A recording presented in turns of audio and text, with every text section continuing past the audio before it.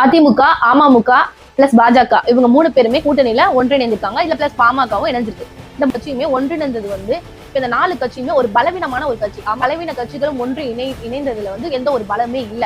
ஆனா திமுக அப்படி கிடையாது. திமுக 75 ஆண்டுகளாக இயங்கிக் கொண்டிருக்கிற ஒரு இயக்கம். வெள்ளி விழா, பொன் விழா, பவள விழா இந்த 3 விழாவையும் பார்த்தா ஒரு மிகப்பெரிய ஒரு இயக்கம் தான் நம்ம சொல்லணும். ஏன் அதுக்கு காரணம் என்னன்னா, திமுக பேர் ஒரு மிகப்பெரிய பராசக்தி ஒண்ணு இருக்கு. அது என்ன சக்தின்னு பார்த்தா திமுகவோட தொண்டர்கள் தான்.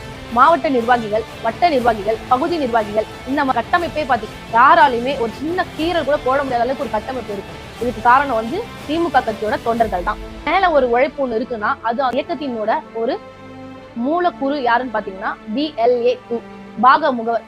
இவங்க 365 நாட்களும் தேர்தல் இருப்பது போலதான் வேலை பார்த்து கொண்டு இருப்பார்கள்.